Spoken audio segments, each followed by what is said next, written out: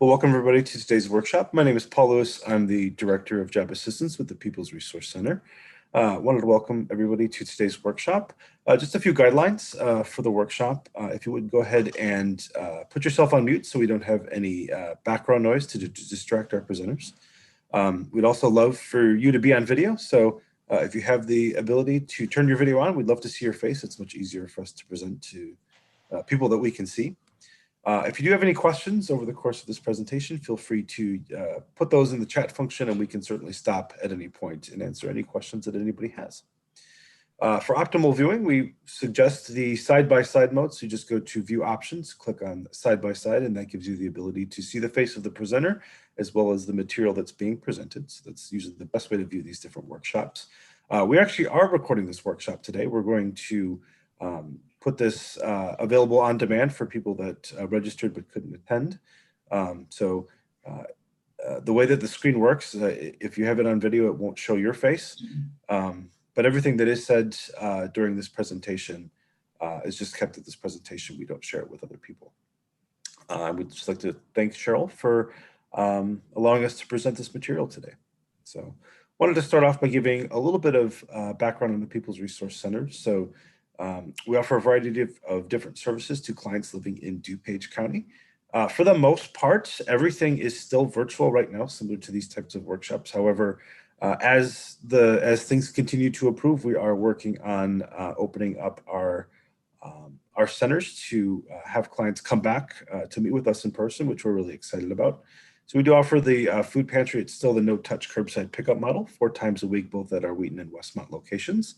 We also offer a variety of different empowerment services, social services, our art studio, our adult learning and literacy, and our computer training and access, and of course, our job assistance program.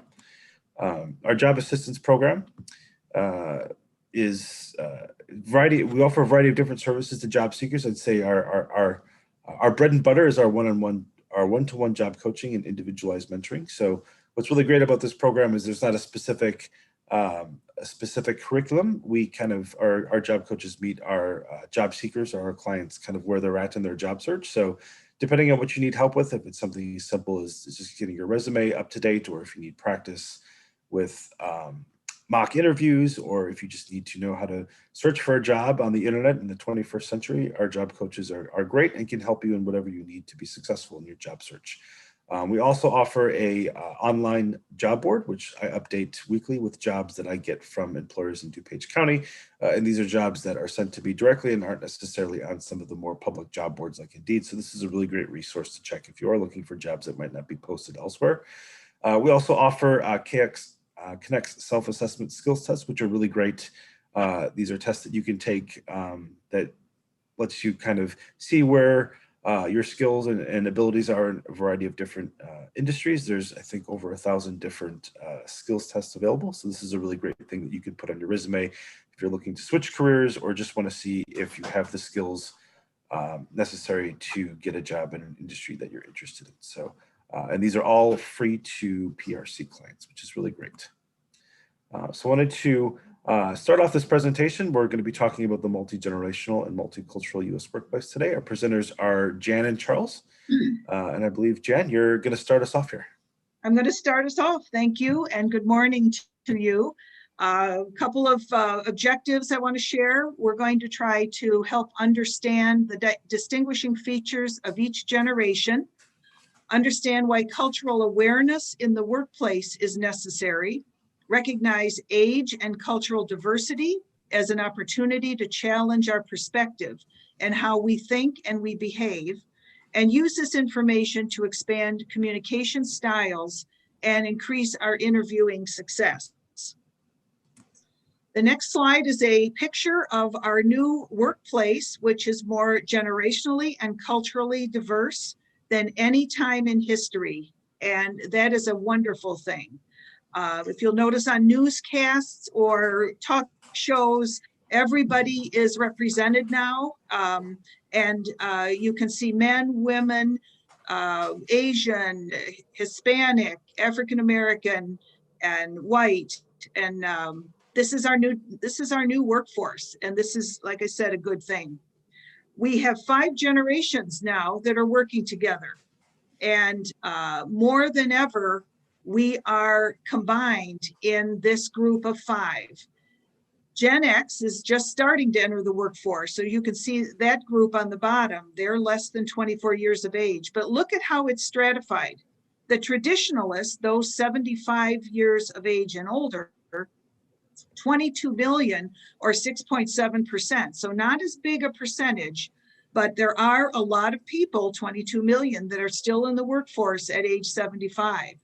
The baby boomers are the next one, born 46 to 64. I'm part of that group, and we are 70 million strong, 21%. But what's interesting is for years and years, it used to be the baby boomers were the largest group. Now look at Gen X, 19.8, so almost 20%.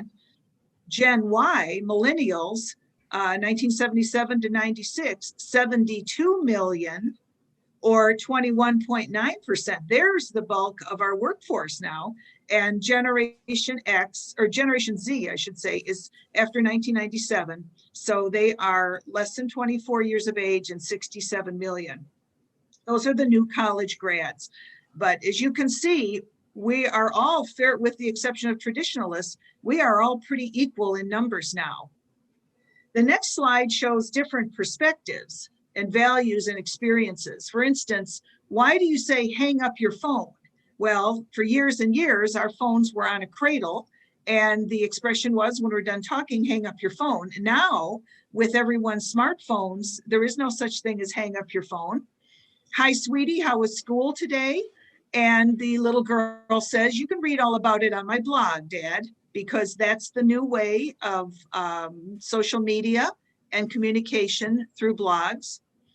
What do we know about Generation Z so that we can get them to buy stuff? Well, so far, all we know is that they hate brands that try to get them to buy stuff.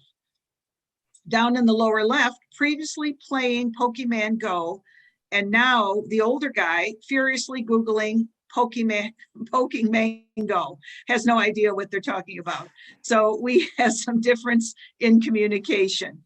And then the black and white talks about the millennials. The greatest generation is the dad, and the millennials hugging the dad. I did it, and he said, I knew you could.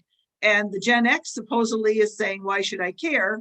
And the baby boomer is, what's in it for me? So there you have a difference in communication that we need to work on a little bit more.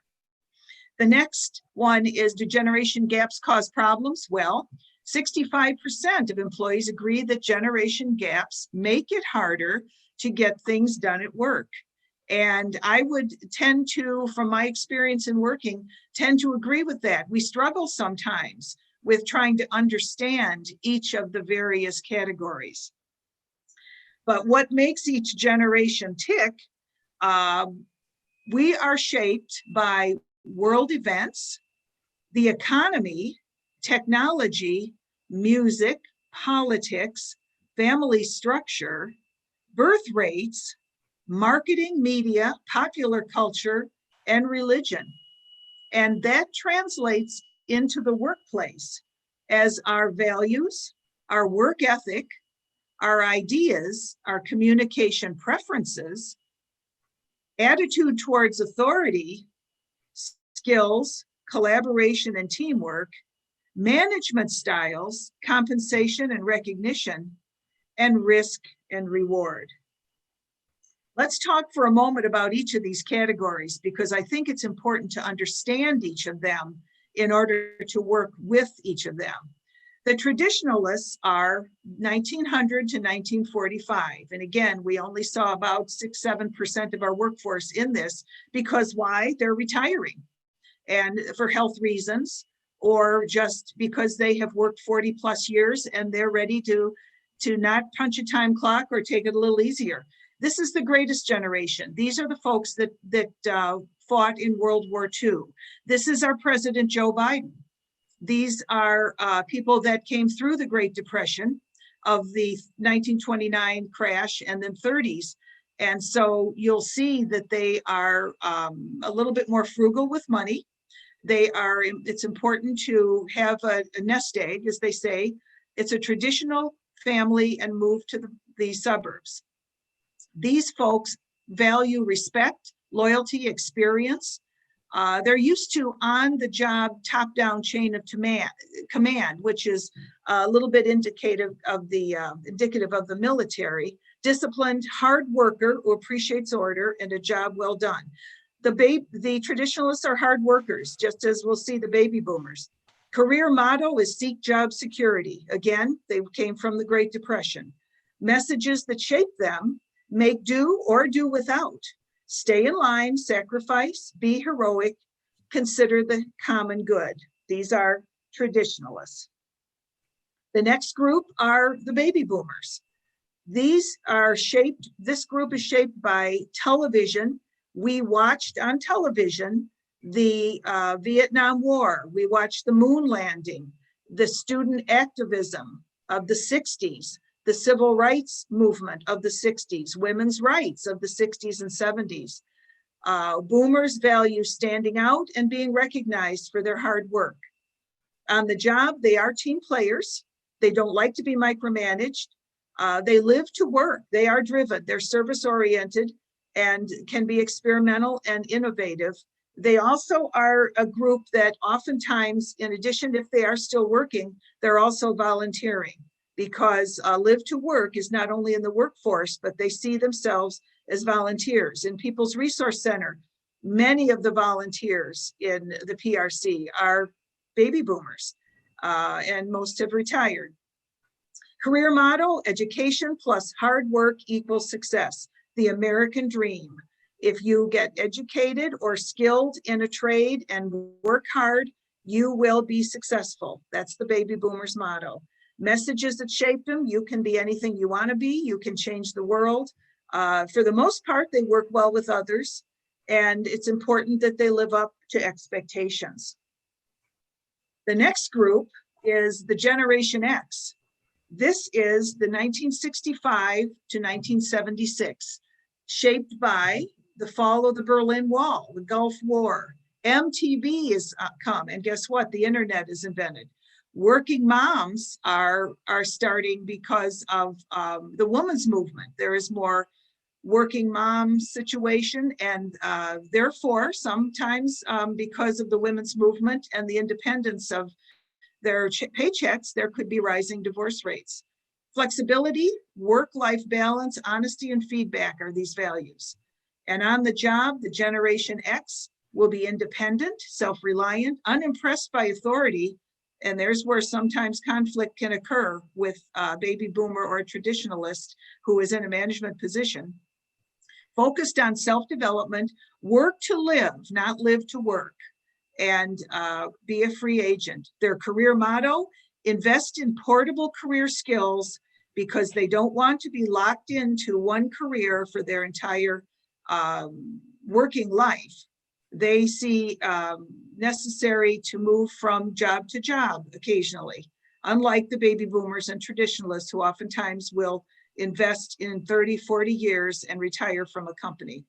Those companies have changed, and that's not no longer the case. Messages that shape the Generation X: don't count on it. Being a hero doesn't count. Get real. Survive. Staying alive. And a lot of questions. Why are we doing it this way?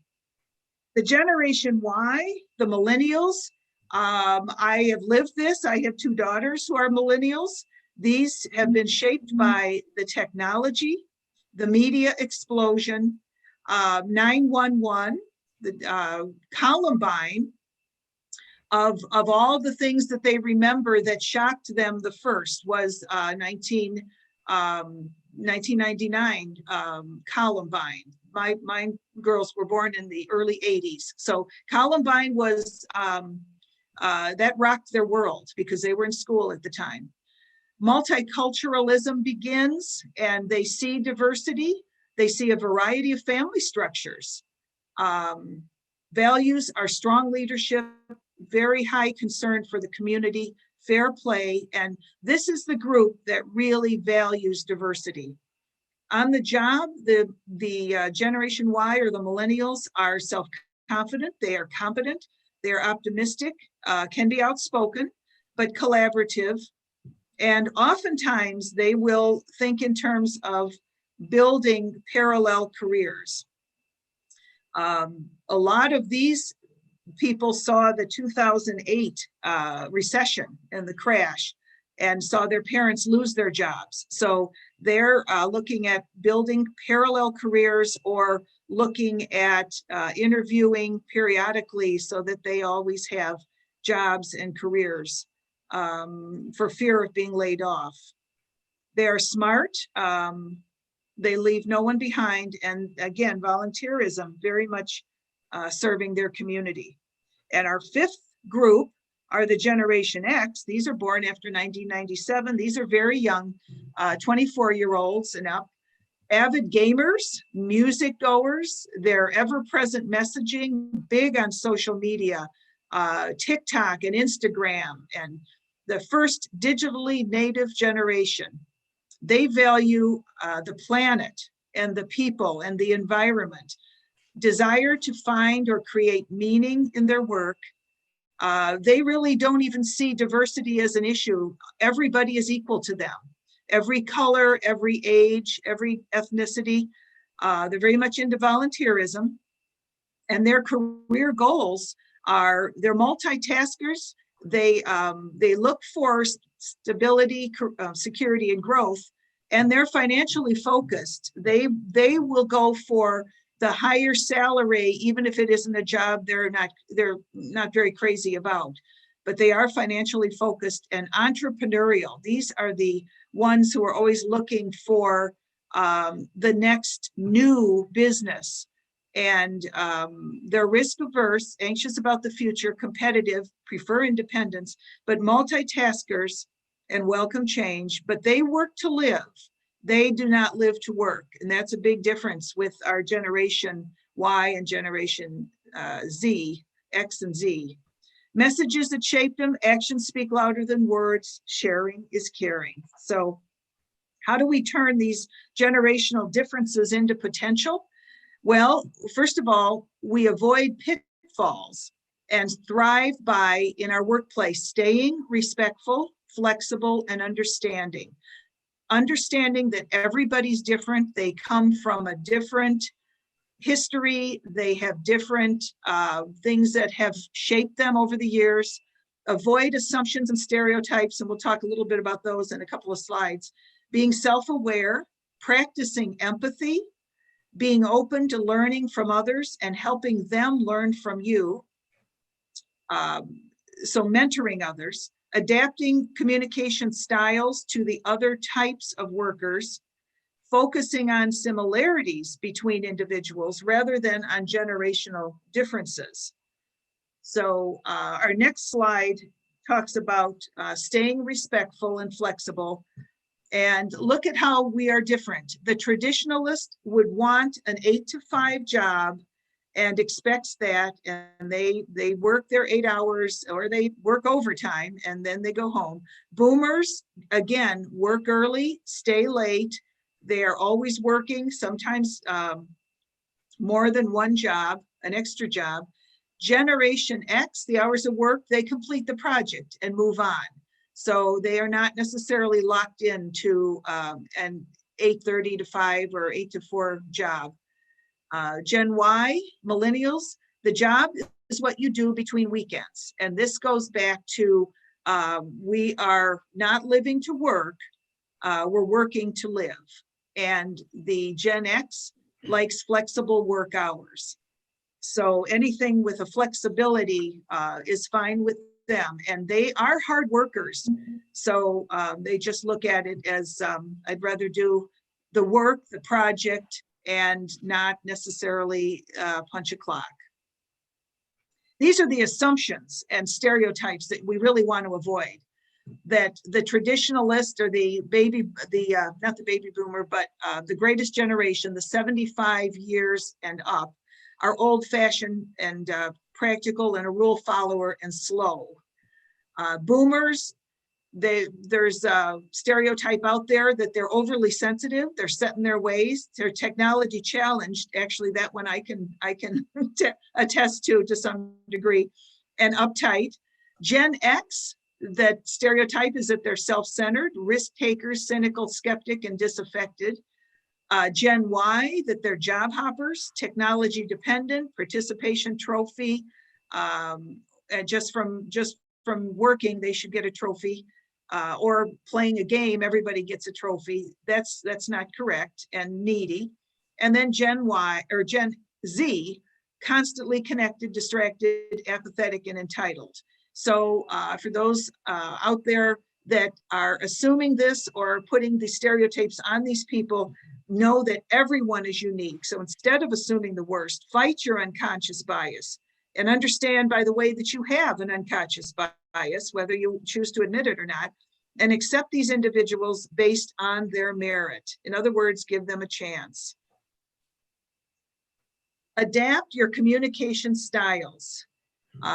For the traditionalist, for instance, in terms of media, the traditionalist will be the one to send out a formal letter or a cover letter for a new job, and they prefer a phone.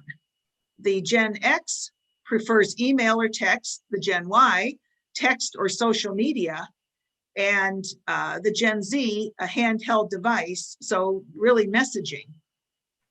In communication preference, the traditionalist would be face-to-face, as the boomer, or phone or email, but see how it moves to text and then online, and then not even text or email or phone, but rather Gen Z is FaceTime. The communication style or approach, command and control for the traditionalist, well, we know that doesn't work very well. More reserved for the boomers, brief and informal, collaborative for Gen Y, and Gen Z in person. So wants to talk to people. Reward and recognition. The traditionalist is used to security, financial security, a pension, a bonus, and a gold watch in the old days, recognition. The boomers would prefer money, title, promotion, recognition, or a corner office. The Gen X doesn't need any of that. What they want is freedom, flexibility, time off. They're willing to do their job and do it well, but they don't want to live at their job. And Gen Y, work that has meaning is important to them. And Gen Z, Generation Z, money that they can offset living expenses with. And the feedback, traditionals will say no news is good news. Boomers want annual feedback with documentation. Gen X frequently asks, how am I doing? And Gen Y needs immediate feedback. And then Gen Z needs feedback that's measurable and trackable. So again, see how different. Closing the gap during an interview. Avoid generational or cultural jargon, because the person you're interviewing with, who's probably in their 30s, may not understand what you said or meant. Be attentive, practice active listening. That is so important, and it's something that is underutilized, in my opinion, with all conversations, but especially interview. Active listening, and above all, show respect for the interviewer, whoever it is. When you interview with a traditionalist, use a more formal tone and communication style. Thank you, please, Mr., Mrs., or Ms. Respect the process and authority of the interviewer. Show that you're hardworking, detail-oriented, and thorough, and provide examples with results. When you interview with a boomer, describe your hard work. Understand that sacrifice is a price you pay for success. Provide examples of going that extra mile. Show your loyalty to previous employers. And that is so important to boomers. Demonstrate longevity on the job and the importance of your work. Show that you are good at relationships and that you're a team player. Show work that you've done that is goal-oriented. So hard work, goal-oriented, team player, these are all going to go over well with the boomer. The Gen Xer, discuss your work-life balance. It's okay. Show self-reliance and independence and examples of where you led projects. Show where you have continued learning or developing these skills, and show that you like work that is fun and enjoy the interview.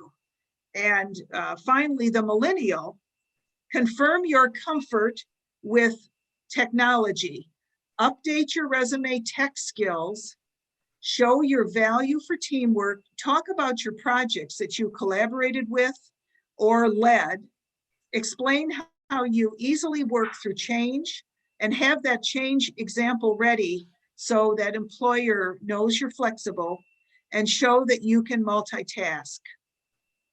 And Charles is going to take us on from this point on. Sure. Thank you, Jan. That was great. And I do have to say, I fit pretty much into that boomer box. And so very, very interesting.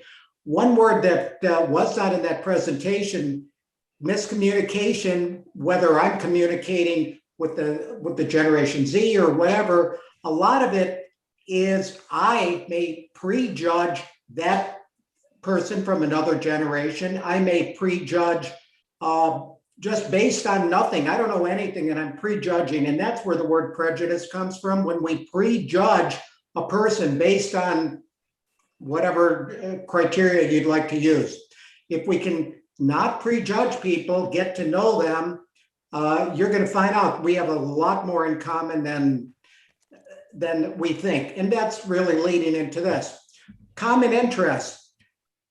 If you want to make friends or get to know somebody, if you have a common interest, it's pretty easy to do that. Because that right away, there's a commonality, a bond. If I happen to have been in sales during my lifetime, and I wasn't a fisherman, but if I was, and I was speaking with somebody in their office and they had a big fish on the wall, wow, that would have been a great thing if I was a fisherman to discuss fishing and the big one that got away. So anyway, what does everybody want? Appreciation, respect, honesty, fair play, team player, commitment. People are so much alike. The differences are, you could say, technology. To me, yes, that's something maybe that I don't have the skills of a very younger person, but that's superficial. Most differences are superficial in life, if you really think about it. And in these things here, appreciation, who doesn't want it? Respect, who doesn't want it? Do you look forward to dealing with somebody that you know is dishonest? I don't think so. Fair play, I can't wait to play this Monopoly game with this person that cheats. No. So, and this is, I don't care what your generation is, we all want these. Next. All right. This is just facts. This is not any opinion by me or anybody else. Facts. And you can't argue with facts. The population is becoming increasingly diverse. Yes, I was a baby boomer going to school in the 1950s. I saw people that looked skin-wise exactly like me in my school, period. I had no exposure to other people. I wish I did, but that was just at that time period, that's the way things were handled. But today we're living in a very diverse society. Why? Well, factors, baby boomers reaching retirement age, leaving the workforce, younger Americans, increasingly members of minority groups. And tomorrow's workforce, it will just number-wise, just based on facts, it will be more diverse than today's. So getting to not to step outside of your comfort zone and say, gee, can I communicate with a 22-year-old? Yes, I can. How do I do it? I get to know the person. Maybe I will learn things from them, but we'll move on and move on to the next slide and see what we have there. Okay, this goes to exactly what I just said. Right now, Big Blue is white, 78%, and then you can see black, Hawaiian, Pacific Islander, 2 or more races, American Indian, Asian. You can see they're all smaller slices of the pie. That's as of today. But going forward, that is going to change. Next slide. And there we go. There's our change. 2005, we're rolling back. We're in 2021. So this is a few years back. I think it would be somewhere in between as of right now. So this is kind of an old pie, the 2005 one. But you can see whites, the blue, 70%. 2050, which sounds like a long way off to me, but the year 2000 was a long way off to me. So this is not too far away, 2050. But by 2050, whites will be 52% and Hispanic, other non-Hispanic, will be 48%. So it shows you if you're in the workforce and going to continue to be in the workforce, this is a reality. And if you want to enjoy what you're doing, if you want to learn from other people, learning how to be culturally sensitive, how to accept people and not prejudge them, I think it's a prerequisite. Next. All right, cultural awareness. We've been hinting at this a little bit in comments. Being sensitive, similarities and differences exist between the cultures. There's a lot more similarities than differences. Really is. And if you get to know people, you will see, hey, maybe on the fringes, they're different than me, but the bulk of the person, the being, they're not. They really aren't.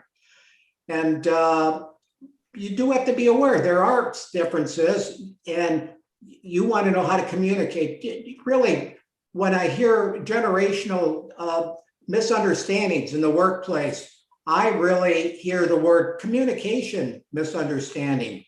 And it's a failure, maybe, as Jan spoke about, and I agree wholeheartedly with this. Listening is something that you really need to work at, and listen to people, understand where they're coming from, how they see things. As a child, I thought everybody saw the color red, same way I saw it. No, that's not true. That's a falsehood. People see things differently.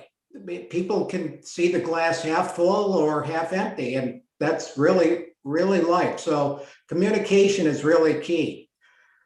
Benefits. There are a lot of benefits. Yeah, you really, if you're going to be in a we're in a global society. We are in a multicultural society. You have to know how to get along with everybody, quite honestly. And that's to the business benefit, that's to the individual's benefit, just across the board. Next. All right. If we have cultural awareness, well, you have, again, I love that word communication, because I think everything comes to that. You have good communication, you have better trust, your teamwork, you work better with people if you understand where they're coming from. Somebody could be, you could be a Cubs fan, somebody could be a White Sox fan, but if they're working in the same area that you are and they're part of the team, you better learn how to manage that, how to understand why do they like the Sox, you don't. So little things like that. It really affects. If you don't understand people, you don't understand cultural awareness, and that do people think differently. All right, if it's missing, if you don't have cultural awareness, you have miscommunication. There's that communication word again. Disrespect, yeah, because you prejudge people based on their age, based on superficialities. Disrespect is a terrible thing. I don't know how you work well in a workplace where there is not respect. It's not a fun place, not a productive place to be. Barriers go up. Dysfunctional behaviors can occur. Missed potential. You never know what you didn't get out of life in the workplace. A missed opportunity. It doesn't come, you don't get a text, Charles, you just missed this opportunity. It doesn't happen that way. You just don't know what you missed. So you do want to be culturally aware. Next. All right. I used to think that the first way was a great way until I grew up. My way is the only way. Yeah, it sounds good, but not going to work. That if you live on a South Pacific island by yourself, I guess you could live that way. But living in society, no, that doesn't work. Second way, I know their way. My way is better. Like, I'm smarter than them. I'm this, I'm that. My way's got to be better than Jan's. It's something, if Jan said it, I think I've got a better way. And again, that could be a pride issue, or it's just stupidity many times, quite frankly, because you don't know, you don't know, you haven't tested their way. Again, it's just like you assume because it isn't your way, yours is better. Not a good thing. This is like a combo thing, my way and their way. That's kind of like where you say, well, I can try their way, but maybe my way works, maybe their way works. So kind of like a mishmash thing there. But the best thing really is our way. Input. If you've got 14 players, do you want your team operating on one cylinder or 4 cylinders? And that's really what cultural awareness, everybody has input. And that's really the only way that really works. Team members that are left out of decision making as part of the team, not going to work out well for them or the team. Next. All right, cultural barriers to the job search. Here we go. Self-promotion. Self-promotion, that's kind of like saying, I don't need to learn about texting. I don't need to learn about Zoom. I don't need to, my way. I'm me and I'm great, so you should hire me. That's not going to work. Not a great technique for interviewing, for communicating in your job search. Directness and communication. You do have to be direct, and you do have to let the employer know where you're coming from. Try to be sensitive, as Jan said, to jargon. I could give you things, from the 50s. If I spoke with younger family members, they say to me, they have no idea what I'm talking about. So you get miscommunication. You do want to be direct. Self-disclosure. That's honesty. It's like, this is what I'm trying to accomplish in my job search. Nothing wrong with that. Career self-awareness. Be aware, is this a career for me? Is this something that I'm suited for emotionally, psychologically, physically? If it's a job that requires you to lift a lot of weight, common sense says, well, you better know if you can lift it or not. And the individual really has a responsibility for finding employment. I'm a job coach. Jan is a job coach.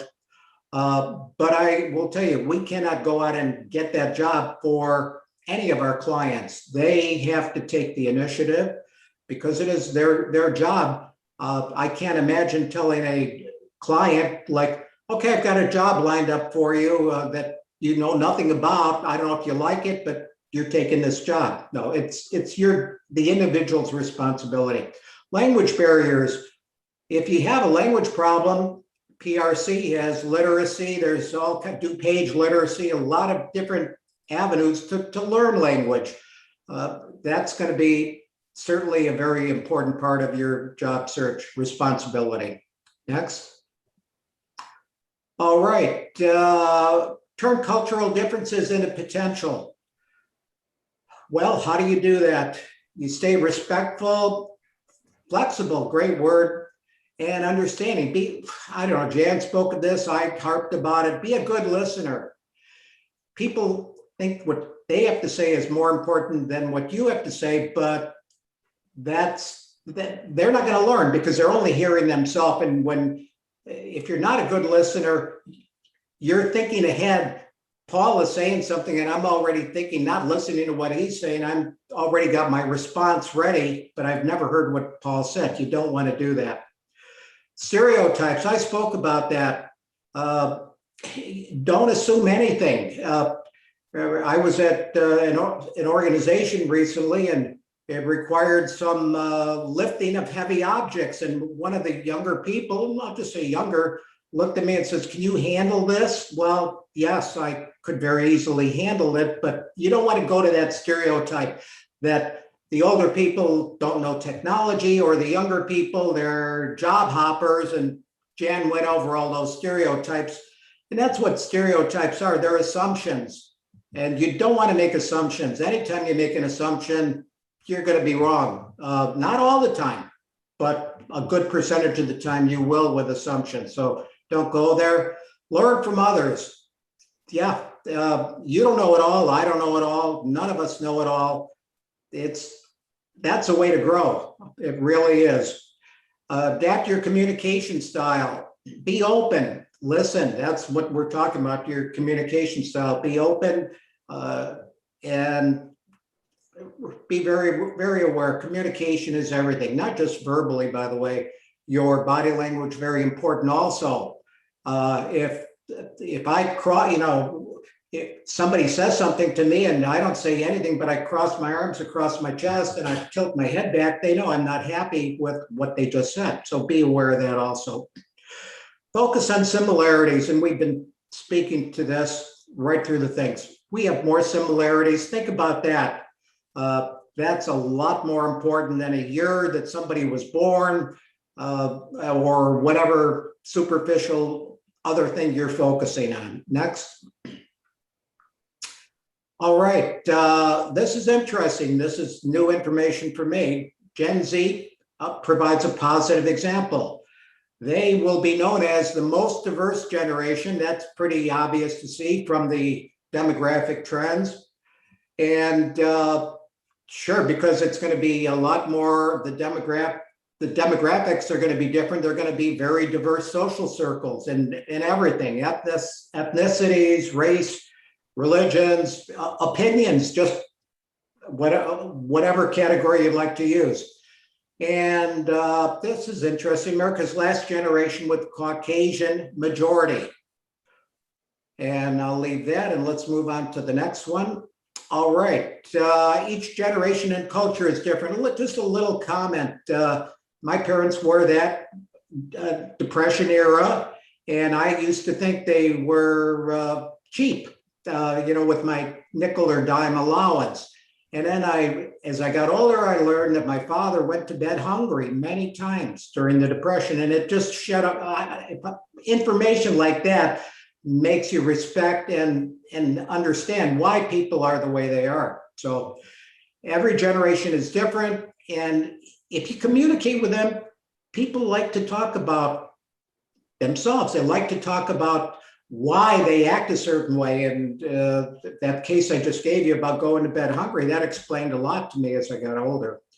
So every generation different. And here's a nice little graphic. I'm not going to read every word on here, but you can see fairness, conduct, just pick whatever you like. Respect is a big one. Ethics, philosophy, truth. Truth is very important. That's why these are bigger words. Next.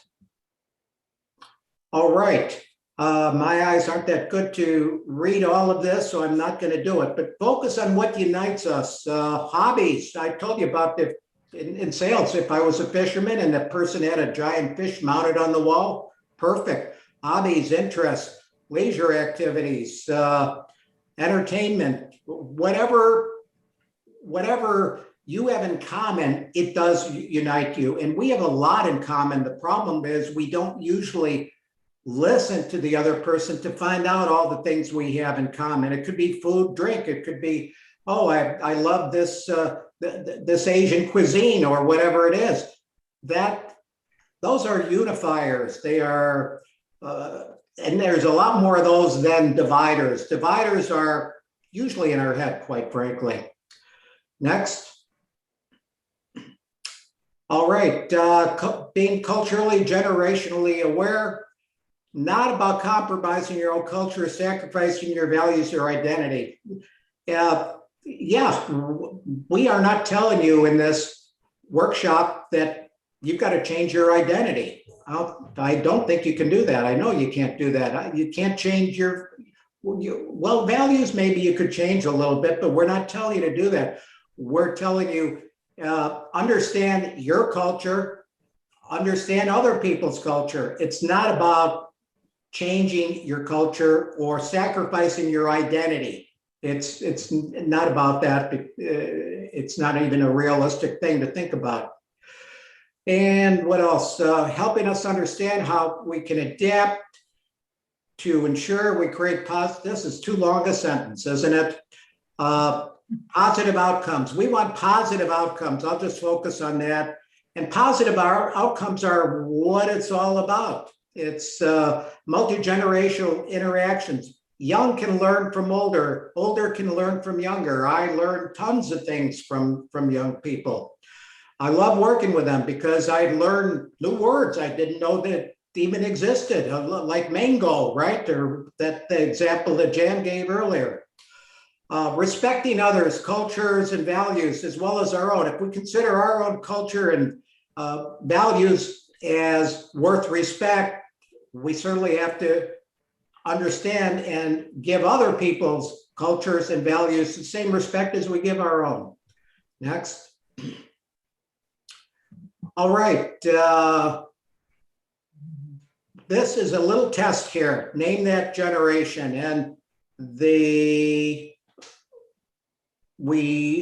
first one, for example, looks to me like it's a little earbud thing with maybe a Walkman, a music thing, looks like to me. Second one, I can't really make that out. It's the George Foreman grill. Oh, George Foreman grill. Thank you, Paul. You can help me out. Now, see, there's something I learned how to type on. That's a typewriter, a manual typewriter with Me too. carbon paper. There's what I would miscommunicate with a younger person if I discussed that.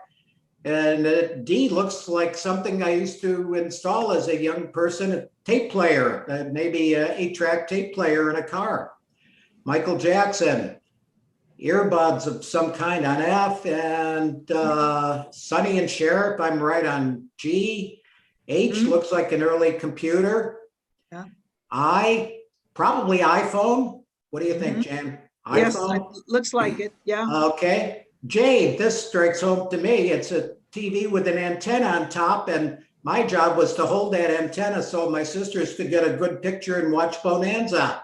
Like, yeah, you're doing a great job. Hold that antenna. So anyway, what do these relate? The 45, there you go, a little 45 record. And this L, I forget what that's called. Not L sure is what- the Snapchat logo. Snapchat, okay, something I've never been on. That's why I'm not familiar with it. Black and white pictures.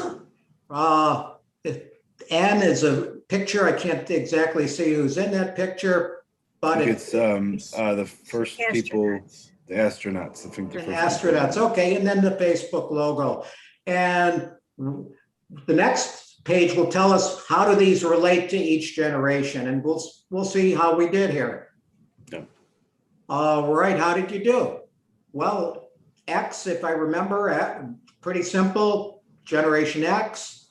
The Foreman grill, again, Generation X. T, the typewriter, traditionalist. Yes, neat little things, but it was hard. It was work typing on those things. And again, the 8-track tape player, that again is Generation X. We have a lot of Generation X here. Michael Jackson, X.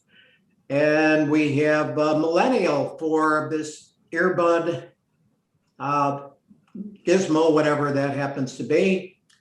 And Baby Boomer, all right, we make an appearance there with Sonny and Cher. The computer, and again, these kind of blur a little across the generations. The early computer, the iPhone is Millennial, black and white TV, Baby Boomer, all right, here we go. And the records, that was a 45. I know my sisters had a lot of those and would play them over and over again, but that was traditionalist and Baby Boomer. I'm sticking us in there too. And the Snapchat thing is a Millennial. The black and white picture is traditionalist. Yes, we had the cameras. We had to take the film to Walgreens or some other place, get it developed and put it in books.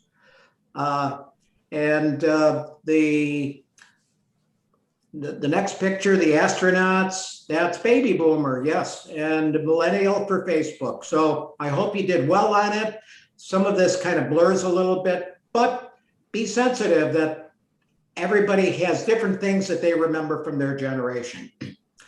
And Paul, do you want to finish this up on the job assistance program? Yeah, I'll finish this up, and so just wanted to remind everybody that's listening, a quick reminder about our job assistance program with PRC.